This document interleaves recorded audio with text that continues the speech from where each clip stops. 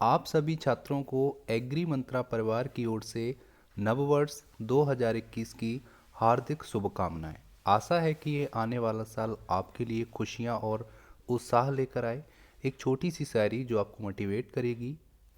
चले चलिए कि चलना ही दलील कामरानी है, जो थक कर बैठ जाते हैं वो मंजिल पा नहीं सकते। ये शायरी लिखी है हफीज़ बनारसी जी ने, तो मैं बिल्कुल भी क्रेडिट नहीं लेना चाहूँगा। तो आप सभी को एग्री मंत्रा चैनल की तरफ से हैप्पी न्यू ईयर्स 2021। आज स्टार्ट करते हैं मोस्ट इम्पॉर्टेंट सेशन जो रहेगा न्यू ईयर मतलब 1 जनवरी 2021। 1 जनवरी 2021 के जितने भी इम्पोर्टेंट एग्रीकल्चर करेंट अफेयर होंगे आज हम इस वीडियो में डिस्कस करेंगे। वीडियो बहुत इंपॉर्टेंट रहने वाला है, इसीलिए वीडियो को एंड तक जरूर देखें। सबसे पहले बात करेंगे India's first pollinator park open in Uttarakhand. तो भारत का पहला पॉलिनेटर पार्क उत्तराखंड में ओपन किया गया है। तो जानेंगे इसको कब ओपन किया गया, उत्तराखंड के किस ज़िले में है। सारी इन्फॉर्मेशन इस पॉलिनेटर पार्क के बारे में आने वाली स्लाइड में आपको मिलने वाली है, इसीलिए वीडियो को कंटिन्यू देखते रहें। सेकंड बात करेंगे will announce date for shutting all malls petrol pump in Haryana if January 4 talk fail farmer union. तो यहाँ पर किसान संगठनों का कहना है कि अगर सरकार 4 जनवरी को हमारी मांगें नहीं मानती है तो हम हरियाणा में जितने भी मॉल्स हैं, पेट्रोल पंप हैं, उनको शट डाउन कर देंगे, बंद कर देंगे। ये यहाँ पर अल्टीमेटम दिया है फार्मर्स यूनियन ने। तो यहाँ पर जैसे कि आपको बताया 50% जो मांगें थी उन पर कंसेंसस मतलब आम राय बन गई है, आम सहमति हो गई है, लेकिन अभी 50% कुछ पॉइंट्स ऐसे हैं जो पेंडिंग में हैं, जैसे एमएसपी पर गारंटी और रिपील ऑफ फार्म बिल मतलब जो फार्म बिल है उनको वापस लेने की जो मांग है यूनियन की तरफ से, फार्मर यूनियन की तरफ से, वो अभी पेंडिंग में है। अगर ये 4 जनवरी को नहीं मानी जाती हैं उनकी मांगें तो फार्मर यहाँ पे पेट्रोल पंप और मॉल्स को बंद करेंगे, ये कहना है फार्मर यूनियंस का। ठीक है, तो देखते हैं फ्यूचर में क्या होता है। अभी 4 जनवरी को आपको अपडेट मिल जाएगा, जो भी होगा मीटिंग में वो आपको रिजल्ट हम बता देंगे। थर्ड यहाँ पे बात करेंगे ICAR central coastal agriculture research institute observe स्वच्छता पखवाड़ा फ्रॉम 16 टू 31 दिसंबर। तो यहाँ पर ICAR central coastal agricultural research institute ने ऑब्जर्व किया है स्वच्छता पखवाड़ा, जो कि 16 दिसंबर से 31 दिसंबर 2020 तक चला। तो जानेंगे क्योंकि ये बहुत इंपॉर्टेंट रहने वाला है।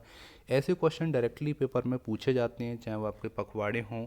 ठीक है, क्योंकि ये ऐसे क्वेश्चन हैं जो कि साल में कभी ना कभी ऑब्जर्व किए जाते हैं और यहाँ से 100% क्वेश्चन पूछने के चांसेस बन जाते हैं। तो इसको थोड़ा सा हम डिटेल में जानेंगे, इसके बारे में सारी इन्फॉर्मेशन आने वाली स्लाइड में। तो स्टार्ट करते हैं। सबसे पहले बात करेंगे India's first pollinator park open in Uttarakhand.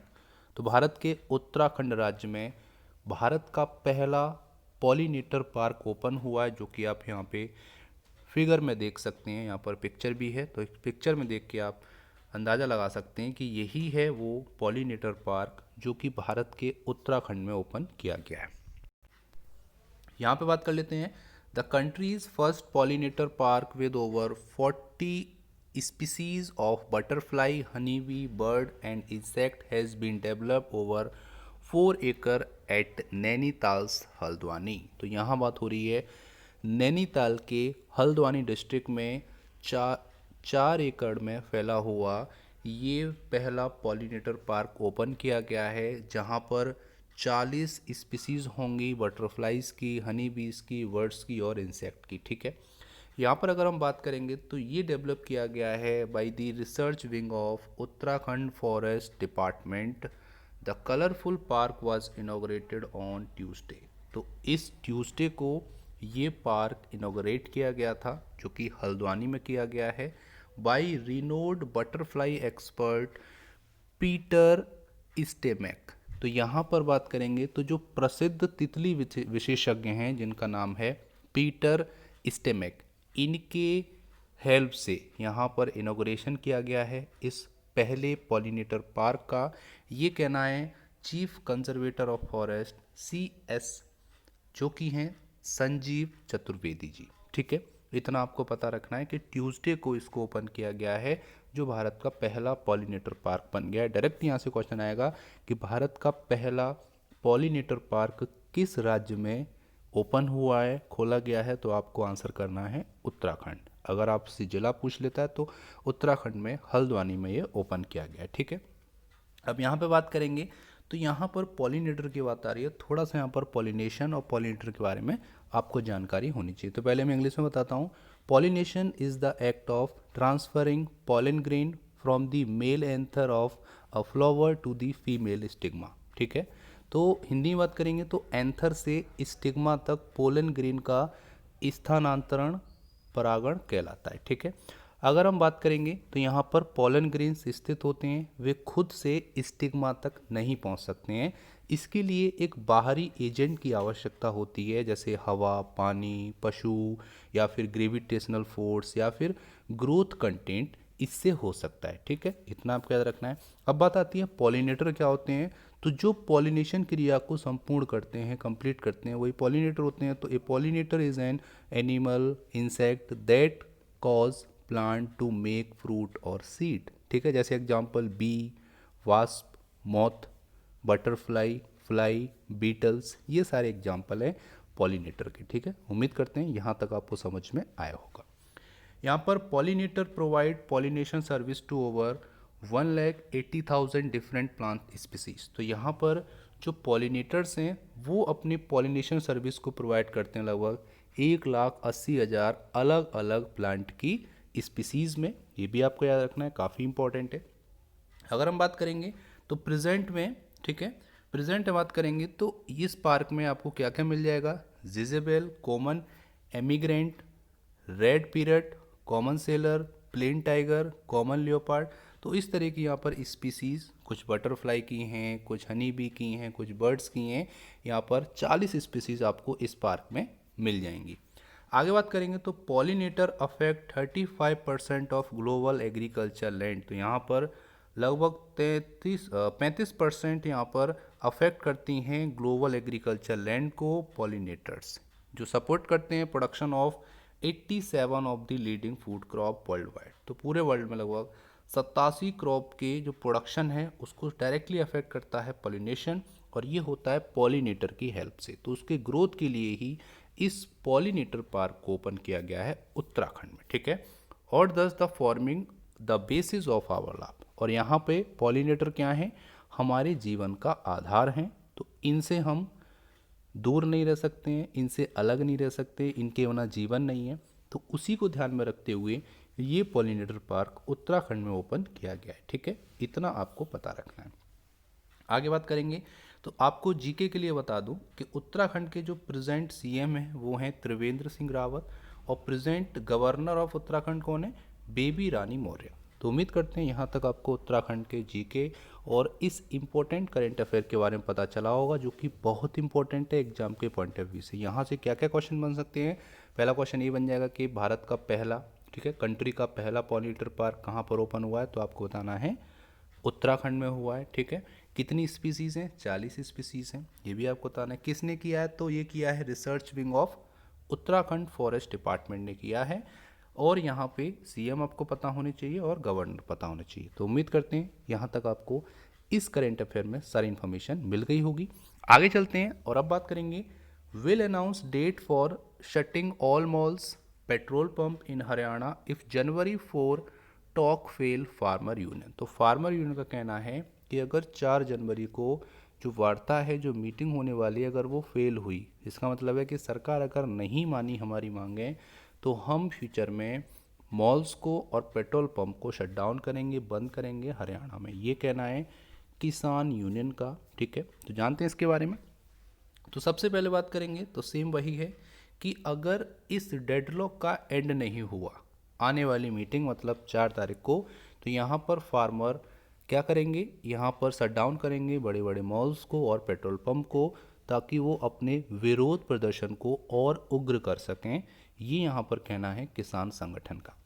यहाँ पर अगर हम बात करेंगे तो यहाँ पर सीधे सीधे बोला गया है कि if talk fail more farmer to move towards Delhi safe farmer union. तो उन्होंने बोला है कि अगर वार्ता असफल होती है तो और ज़्यादा से ज़्यादा फार्मर दिल्ली की तरफ क्या करेंगे, कूच करेंगे, और ज़्यादा से ज़्यादा फार्मर वहाँ पे इकट्ठे होंगे और विरोध प्रदर्शन की जो बोल सकते हो जो स्पीड है वो भी बढ़ेगी, ये कहना है फार्मर यूनियन का।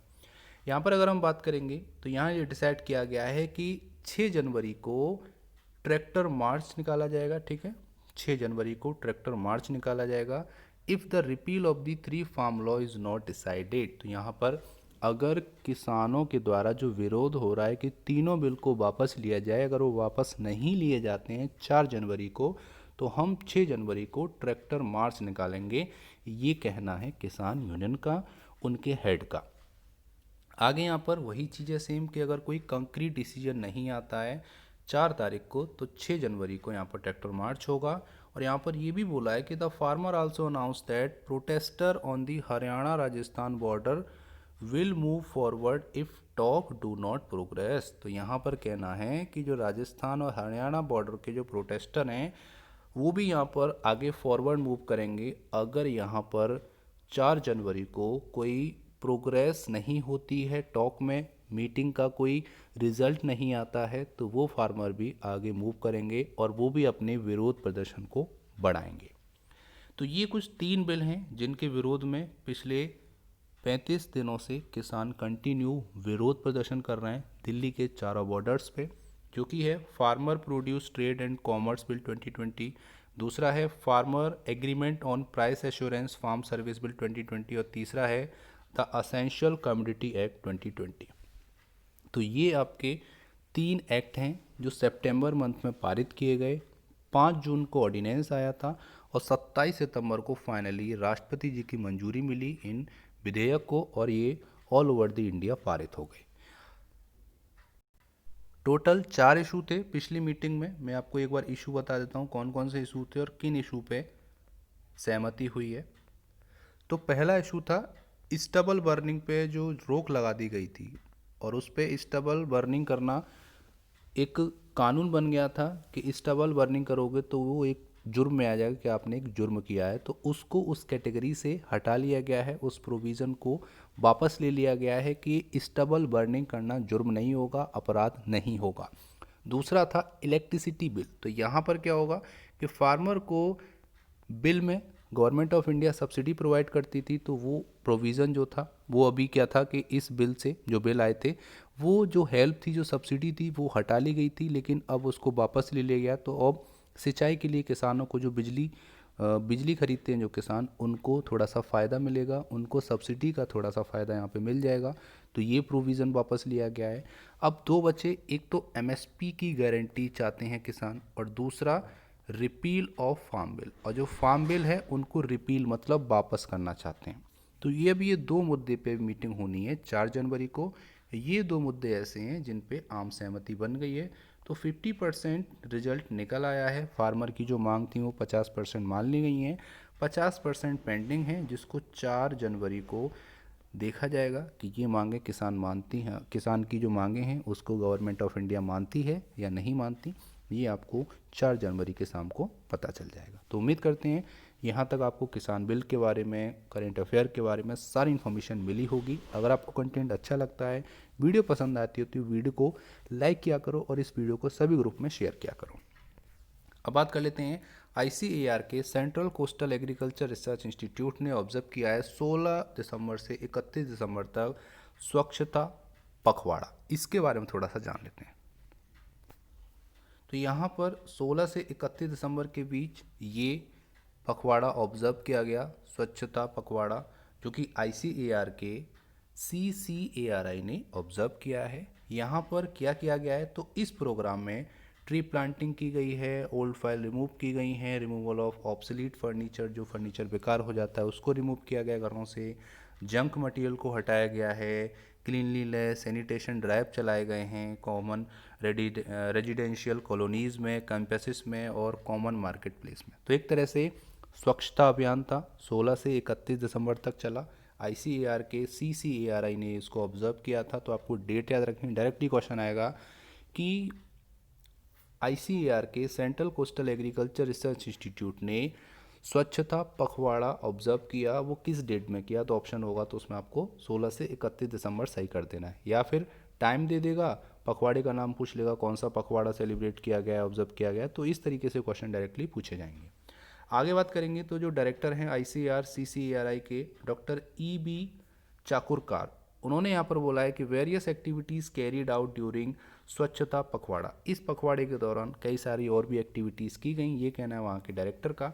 इसका जो इनिशिएटिव था वो आपको याद रखना है, मेरा गांव मेरा गौरव। ठीक है, यहाँ से क्वेश्चन आ जाएगा कि मेरा गांव मेरा गौरव किस प्रोग्राम का इनिशिएटिव है, उसका नाम बताओ। आपको तो बताना है स्वच्छता पखवाड़ा, जो कि आईसीएआर की सीसीएआरआई ने ऑब्जर्व किया है 16 दिसंबर से 31 दिसंबर के बीच में।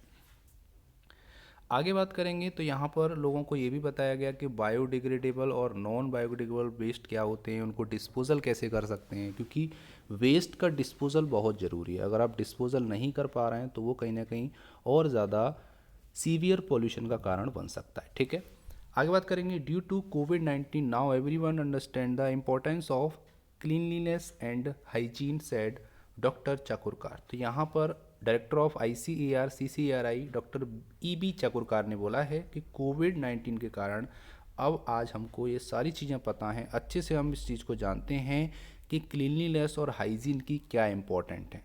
कोरोना से पहले इतना लोग नहीं जानते थे, अवेयर नहीं थे, लेकिन अब सभी लोग अवेयर हैं कि स्वच्छता क्या होती है, साफ़ सफाई क्या होती है। तो इसको और अच्छे से मेंटेन रखने के लिए, लोगों को अवेयर करने के लिए ही ये स्वच्छता पखवाड़ा ऑब्जर्व किया गया। ये आपको याद रखना है, काफ़ी इंपॉर्टेंट है। यहाँ पर बात करेंगे तो ये आपका चला है इब्रामपुर, वेलिंग और पर्रा विलेज, जो कि गोवा में आते हैं। ठीक है, गोवा स्टेट में ये विलेजेज आते हैं, तो वहाँ पर इस पखवाड़े को ऑब्जर्व किया गया। यहाँ से भी क्वेश्चन आ सकता है। उम्मीद करते हैं यहाँ तक आपको सारे करंट अफेयर डिटेल में समझ में आए होंगे। अगर फिर भी कोई क्वेरी है, कोई माइंड में आपकी कन्फ्यूज़न है, तो आप कमेंट कर सकते हैं। बाकी वीडियो पसंद आई तो वीडियो को लाइक कर सकते हैं और शेयर कर सकते हैं। अब बात करेंगे आज के प्यारे क्वेश्चन की, लेकिन उससे पहले बात करेंगे पिछले वीडियो में पूछे गए क्वेश्चन के आंसर के बारे में। क्वेश्चन है, ICAR central research institute for jute and allied fibre is situated in which state? तो आपका आंसर है बैरकपुर, वेस्ट बंगाल में ये स्थित है। ठीक है, सभी स्टूडेंट ने सही आंसर किए हैं। अब बात करेंगे आज की प्यारे क्वेश्चन की। तो क्वेश्चन है, who is known as the milkman of India? तो भारत का मिल्कमैन किसको बोला जाता है, उसका सही नाम आपको कमेंट बॉक्स में लिख के भेजना है। उम्मीद करते हैं आपको आंसर आता होगा, तो जल्दी से टाइप कीजिए आंसर और भेज दीजिए हमारे चैनल पर। हम आपके वैल्यूएबल कमेंट का बेसब्री से इंतजार कर रहे हैं। तो ये था आज का इंपॉर्टेंट सेशन। उम्मीद करते हैं सेशन पसंद आया होगा। इसका पीडीएफ आपको हमारे टेलीग्राम चैनल और व्हाट्सएप ग्रुप में मिल जाएगा, जिसकी लिंक आपको डिस्क्रिप्शन बॉक्स में दे दी है। So thank you for watching. जय हिंद, जय भारत।